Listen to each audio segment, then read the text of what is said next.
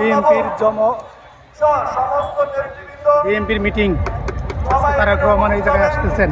সবচেয়ে বেশি যে দায়িত্বটা রয়েছে সেটা রয়েছে আমাদের জাতীয়তাবাদী দলের সূর্য সৈনিকেরা, যারা যে এখনই বসে পড়েছেন আমাদের প্রিয় নেতা জনাব তারেক রহমানকে কাছ থেকে দেখার জন্য। ইনশাআল্লাহ অল্প কিছুক্ষণ পরে আমাদের সেই স্বপ্ন পূরণ হবে।